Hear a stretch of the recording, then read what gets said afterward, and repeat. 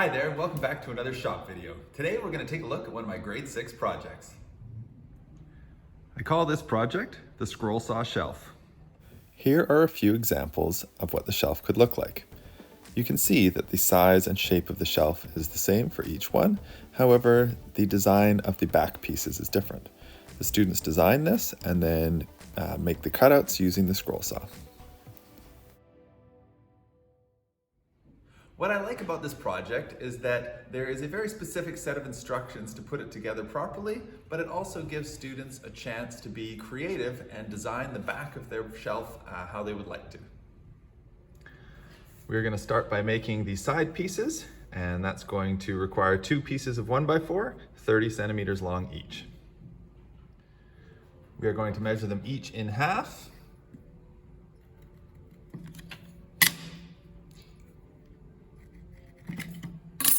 And then use a square to draw a perfectly straight line.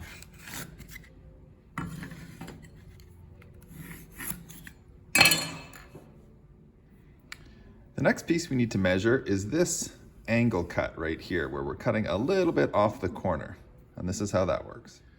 In order to measure that angle, we are going to measure halfway across the short side. These boards are approximately 9 centimeters wide, so we're going to make a little mark at 4.5 centimeters or 45 millimeters. We're then going to move our ruler along one of the long sides, and we are going to measure 2.5 centimeters or 25 millimeters down one of those sides, and then just take our ruler and join them together like that. That gives us our angle of 30 degrees, which is what we want. And I actually have this drawn out on my grade 6 chalkboard. And this is something that I would say 75 to 80% of grade 6s can figure out on their own, and some of them need a little help with the measuring. We set up the boards in the table vise like this and cut with a handsaw. Then I usually have students stack the 2 halves together and use the angle line that they've measured off one end and cut through both pieces at once.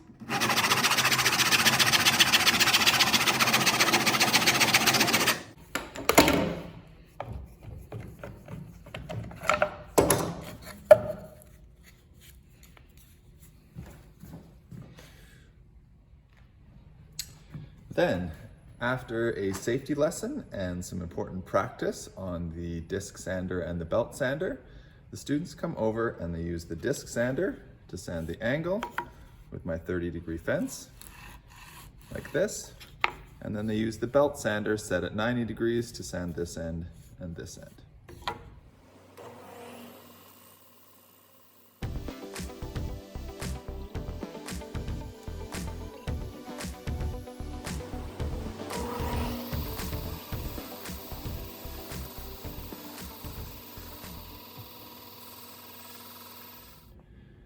They now have their 2 pairs necessary to make the 2 sides and then the 2 feet of the shelf. Next, students are provided with 1 long piece, which is 90 centimeters long and 3 centimeters wide. They need to measure and cut this into 3 equal pieces, 30 centimeters each. Then we take a hand sanding block and we sand all of the pieces where they've been cut. We start by setting the nails in these pieces, 1 nail on each end of each piece. The nails should be in the center of each board and approximately 1 centimeter in from the end.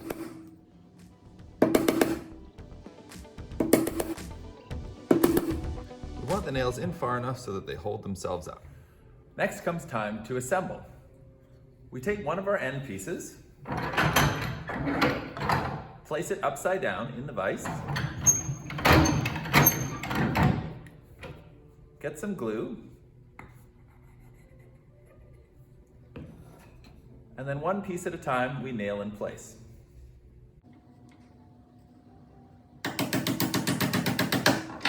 After the first piece, I have students measure with a square to make sure that it's straight. And then just nail the other 2 pieces up against that one.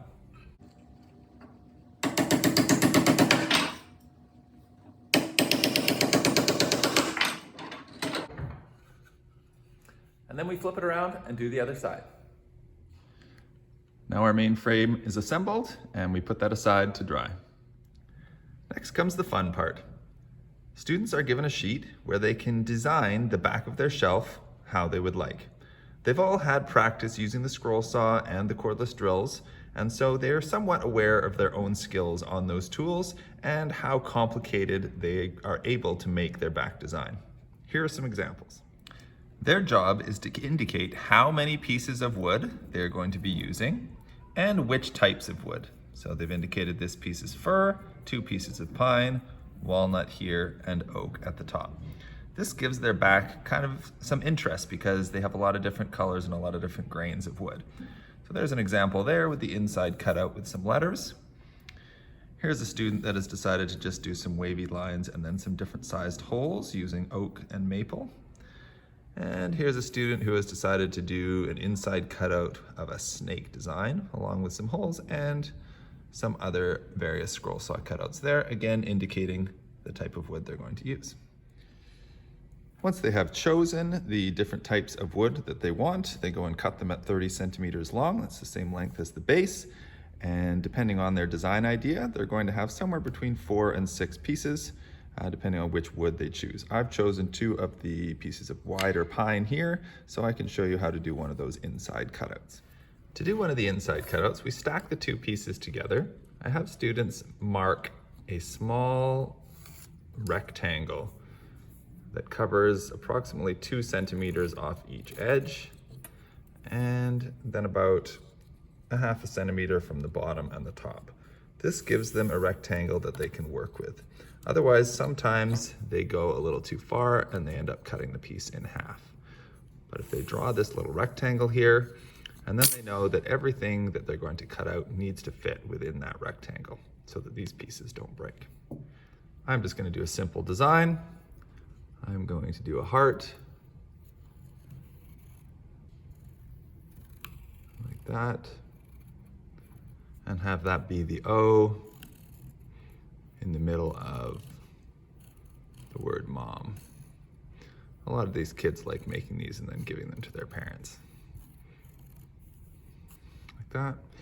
I'll cut the other M out.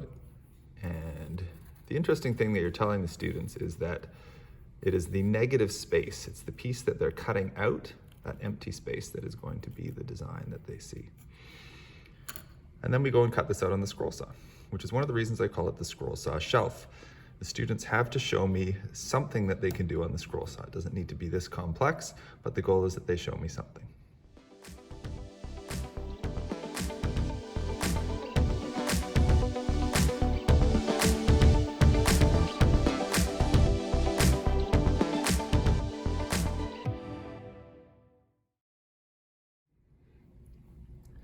Perhaps a few decorative holes using the drill. Once all the pieces are done, they all get nicely sanded with the palm sander and hand sanded as well. Here's one of the design options that I often show students. This is just a wavy line, which is easy for them to cut out. And you can do lots of neat things. You can kind of put it like that. You can put it back to back and make a nice wide curvy line like that. Or my favorite is to sort of sandwich it between 2 different ones so that it kind of looks like that, but it just gives them some options. So now, those are all the back pieces done. Now it's time to attach them to the frame. I have students lay all their pieces out on the frame, and then we mark these. We're going to pre-drill all of these nail holes, because some of them, especially these skinny ones, if you try to put a nail in that, it's likely that this piece will crack. These pieces would probably be okay, but I just have them drill all of them. Gives them a little bit of practice using the drill, and ensures that their project goes together properly and that they don't have to remake any pieces. We're just going to use a cordless drill with a small bit to drill each one of those holes. Then, one piece at a time, we're just going to glue and nail them in place.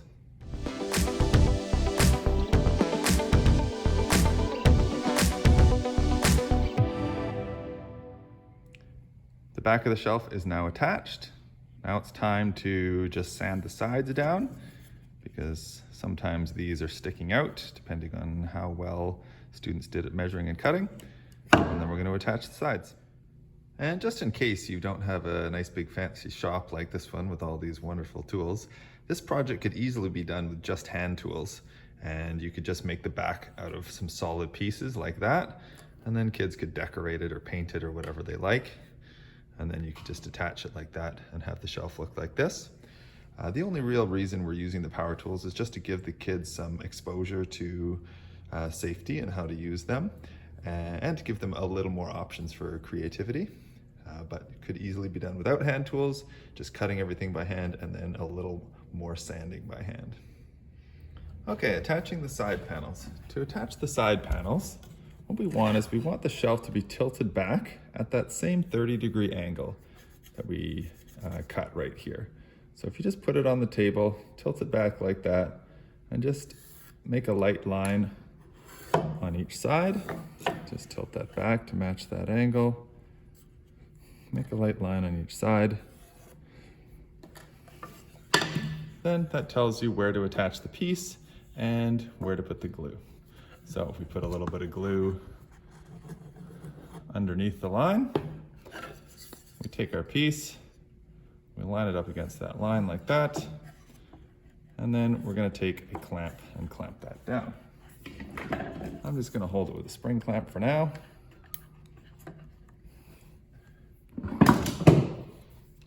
And then we'll put an F clamp on there as well. Okay, that's one side done. On to the other side. A little bit of glue here. That side over. Join it like that. Another spring clamp on there just to hold that. Make sure it doesn't slide. Get it lined up properly. And another F clamp on this side, just to hold it in place. And then we wait for it to dry. And then at the end, a fun thing that some kids choose to do is to use one of the wood burners to do some decorations. And these are a lot of fun, pretty easy to use. This one you can make little circles with, like that. Or I can use the edge to draw. I can